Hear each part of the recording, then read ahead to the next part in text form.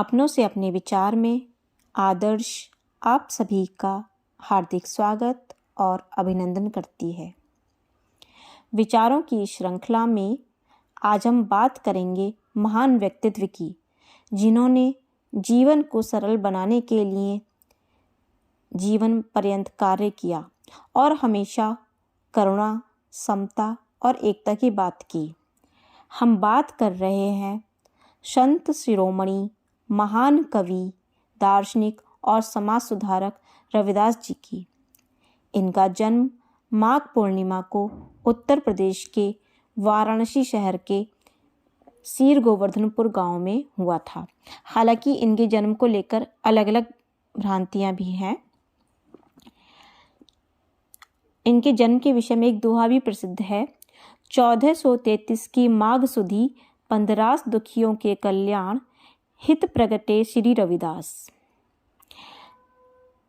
रविदास जी का जन्म ऐसे समय में हुआ था जब हिंदुओं में जाति पाति, छुआछूत चरम सीमा पर थी। कबीरदास जी के ये समकालीन थे। ये शिक्षित तो नहीं थे क्योंकि उस समय शूद्रों को पढ़ने का अधिकार नहीं था, लेकिन उन्होंने साधु संतों, बुद्धिस्टों, नाथों, जोगियों, मुसलमानों और हिंदुओं के संपर्क से धर्म और व्यवस्था के संबंध में काफ़ी अच्छा अनुभव प्राप्त कर लिया था। ये बचपन से ही साधुओं के संपर्क में रहे। इनका जन्म चमार जाति में हुआ था और ये जूते बनाने का काम करते थे और उनका ये व्यवसाय भी था, जिसे पूरी ईमानदारी और लगन के साथ और बहुत ही परिश्रम से किया करते थे तथा समयानुपालन की प्रवृत्ति भी इनके अंदर थी और कोई भी कार्य हो उसे समय से पूरा करना पर ये बहुत अधिक जोर देते थे। यही कारण था कि समयानुपालन और मधुर प्रवृत्ति इनके व्यक्तित्व का एक अभिन्न अंग थी। उस समय की प्रथा के अनुसार रविदास जी का जो विवाह था वो बहुत ही कम उम्र में कर दिया गया था और इनकी पत्नी का नाम लोना था। कुछ लोग उनका नाम कर्मा भी बताते हैं। पिता के साथ रहकर जहाँ वह उनके घरेलू धंधे जूते बनाने का कार्य करते थे, वहीं इस कार्य को करते हुए वे साधु संतों के संपर्क में भी बराबर रहते थे। और जब शादी होने के बाद भी इन्होंने बौद्धों, सन्यासियों के संपर्क को नहीं छोड़ा तो इनके पिता रघु इनसे नाराज होकर इनको अपने से अलग एक दूसरा छप्पर डाल दिया, जिसमें रह करके रैदास जूते बनाने का कार्य करने लगे और जूते बनाते समय भी इनका मन ईश्वर की भक्ति में ही लगा रहता था। तथा यदि हम माने कि भक्ति के लिए इन्होंने यदि कौन सी धारा चुनी, तो भक्ति के लिए इन्होंने निर्गुण धारा को चुना। निर्गुण पंथ की धारा, यानी कि निर्गुण धारा वाले क्या मानते हैं कि ये लोग मानते हैं कि हमें ईश्वर के मानने के लिए किसी भी मंदिर, मस्जिद या मूर्ति की आवश्यकता नहीं है, अपितु प्रत्येक प्राणी के शरीर के भीतर ही ये ईश्वर को मान करके उसकी पूजा प्रार्थना करते हैं। यानी मानव सेवा ही सर्वोच्च सेवा है और उसी के अंदर ईश्वर को मानते हैं। तथा रविदास जी जाति प्रथा के उन्मूलन के लिए प्रयास के लिए जाने जाते हैं। मतलब इन्होंने जाति प्रथा का बहुत ही विरोध किया। यदि हम इनके साखियों को देखें, दोहों पदों में देखें, तो उस समय की जो सामाजिक कुरीतियाँ थीं और राजनीतिक धार्मिक स्थिति का बहुत ही सटीक और मर्म स्पर्शी वर्णन इन्होंने अपने दोहों में किया है जगह जगह। वो जाति के कारण किसी को छोटा बड़ा नहीं मानते थे तथा जाति को बुराइयों की जड़ मानते थे और वे मनुष्य के जो अच्छा पूजा करते थे वो उसके गुणों की करते थे। मतलब कोई भी मनुष्य यदि वो बड़ा है तो अपने व्यक्तित्व के कारण, उसके गुणों के कारण। तथा वे जाति पाति की उन्होंने हमेशा निंदा की और उसे छोड़ने को ही कहा है। इस पर इन्होंने कहा भी है, रैदास जन्म के कारणे होत न कोउ नीच, नर को नीच करी डारी है, ओछे करम कीच। जाति पाति के फेर में उलझी रहे सब लोग, मानवता को खात है रैदास जाति का रोग। रैदास ब्राह्मण मत पूजिए, जऊ होए गुणहीन, पूजे चरण चंडाल के, जऊ हो गुण परवीन। जात जात में जात है, ज्यों के रन के पात, रैदास न मानुष जुड़ सके, ज्यों लो जात न जात। रैदास जाति ना पूछिए, का जात का पात। ब्राह्मण क्षत्रिय वैश्य शूद्र, सबन को एक जात। यानी बहुत ही इन्होंने मर्मस्पर्शी इसका वर्णन किया है कि जो मनुष्य की जो जाति है वो महत्वपूर्ण नहीं है, अभी तो उसके गुण महत्वपूर्ण हैं। उन्होंने भक्ति आंदोलन में भी विशेष योगदान दिया। समाज में जातिवाद, भेदभाव, सामाजिक असमानता के भाव को हटा करके भाईचारे और सहिष्णुता के भाव को अपनाने का इन्होंने संदेश दिया। और कहते भी हैं कि ज्ञान वहीं उत्पन्न होता है जहां अभाव होता है, और अभाव में भाव पैदा करके मानवता की इन्होंने जीवन पर्यंत सेवा की, जब तक इनका जीवन रहा। इसके अतिरिक्त रैदास हिंदू मुस्लिम को भी एक समान देखते थे और हिंदू मुस्लिमों के साथ समान व्यवहार चाहते थे। वो कहते हैं, मंदिर मस्जिद एक है, इनमें अंतर नाही।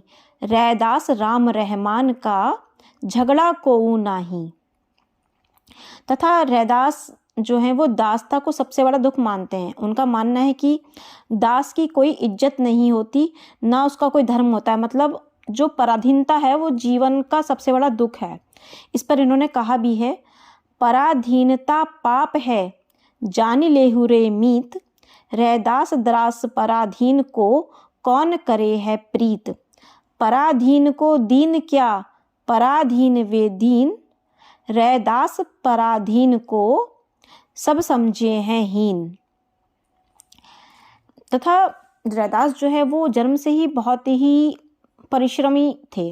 ये परिश्रम करके खाने में ही इसका विश्वास था। यही कारण था कि ये इनका मन भक्ति की ओर था, पर फिर भी ये अपने कार्य को बहुत ही मन लगाकर करते थे, जो जूते चप्पल बनाने का कार्य था। और इन्होंने श्रमण संस्कृति को बल दिया। इस पर वे कहते हैं, श्रम को ईसर जानी के, जो पूजे दिन रैन। रैदास तिन्ही संसार में, मिले सदा सुख चैन। रैदास श्रम कर खाइए, ज्यों तो पार बसाए। नेक कमाई जो करे, कबहू न निहफल जाए। मतलब जीवन में जो परिश्रम की महत्ता है उस पर उन्होंने बहुत ही बल दिया, और एक तरीके से इन्होंने श्रम को भी ईश्वर के तुल्य बता दिया। संत रैदास एक ऐसे राज्य को चाहते थे जिसमें सबको अन्न मिले, कोई भी भूखा ना रहे। गरीबों को रोटी ना मिलने पर वो बहुत ही दुखी होते थे। और इस पर वे कहते हैं, ऐसा चाहूं राज में, जहां मिले सबन को अन्न। छोटे बड़े सब सम रहें, रैदास रहे प्रसन्न। यानी एक ऐसा समाज जहां कोई व्यक्ति किसी भी जाति पाति का हो, किसी आर्थिक रूप से वो अमीर हो, गरीब हो, कैसे भी हो, पर सभी लोगों को खाना मिलता रहे, सभी लोग प्रसन्न रहें। एक ऐसे समाज की स्थापना वो करना चाहते थे। तो इसके अतिरिक्त रैदास ने जो कर्म कांड हैं, पूजा, तीर्थ, व्रत आदि का भी इन्होंने विरोध किया है, क्योंकि वो कहते हैं कि प्रत्येक मनुष्य के अंदर ही ईश्वर का वास है। इस पर उन्होंने बहुत ही सुंदर एक वर्णन किया है कि का मथुरा का द्वारिका, का काशी हरिद्वार। रैदास खोज दिल अपना, तहाँ मिलियो दिलदार। माथे तिलक हाथ जप माला, जग ठगने का स्वांग बनाया। मारग छाड़ी कुमारग बहके, सांची प्रीति बिन हरि ना पाया। मतलब हमें यदि ईश्वर को पाना है, ईश्वर, तो हमें सबसे पहले क्या करना पड़ेगा, अपने हृदय को निर्मल बनाना पड़ेगा। और उसके लिए फिर चाहे हम किसी भी मार्ग को अपनाएं, चाहे सगुण भक्ति धारा को अपनाएं या निर्गुण भक्ति द्वारा।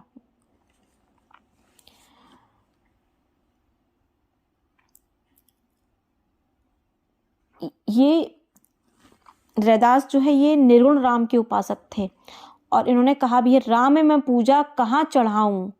फल अरु फूल अनूप पाऊं। थनहर दूत बछरू छुथारे, पुहुप भंवर जल मीन बिगारे। मन ही पूजा मन ही धूप, मन ही सेऊ सहज स्वरूप। कैसे पूजा करूं मैं तेरी, कह रैदास कवन गति मेरी। मतलब ये प्रत्येक मनुष्य के हृदय में ही ईश्वर के वास को मानते थे। तो कहते थे कि हे ईश्वर, मतलब जब मन ही सब कुछ है तो फिर मंदिर मस्जिद या इनमें पूजा करने का क्या कारण। हालांकि यहाँ पर सबके अपने अलग अलग विचार हो सकते हैं, हम जिस भी धारा को माने पर उसमें हमारी आस्था होनी चाहिए। इनके विषय में एक बहुत ही सुंदर वो भी प्रसिद्ध है कि मन चंगा तो कठौती में गंगा, यानी यदि हमारा मन पवित्र है तो हम जहाँ भी कहीं हैं वहीं उसी अवस्था में उसी स्थान पर रहकर भी ईश्वर की उपासना कर सकते हैं और ईश्वर को पा सकते हैं। शुद्ध मन और निष्ठा के साथ किए गए कार्य का हमेशा अच्छा परिणाम होता है। इसके अतिरिक्त यदि हम कहें तो रैदास की जो शिष्यों की अगर हम बात करें तो चित्तौड़ की रानी झाली और मीराबाई इनकी शिष्या हुई, क्योंकि उस समय की जो परंपरा थी उसमें ब्राह्मण गुरु शूद्रों की तरह स्त्रियों को भी शिक्षा नहीं देते थे, इसलिए रानी झाली और मीराबाई ने रैदास को अपना गुरु बनाया। इस तरीके से हम कह सकते हैं कि रैदास जी ने मानव समाज के लिए बहुत ही अच्छे कार्य किए और हमें उनके जीवन के कुछ व्यक्तित्वों को तो अपनाना ही चाहिए, जैसे समयानुपालन की प्रवृत्ति, मधुर व्यवहार और श्रम को महत्व देना और मानव मात्र का कल्याण, मानव की सेवा। धन्यवाद।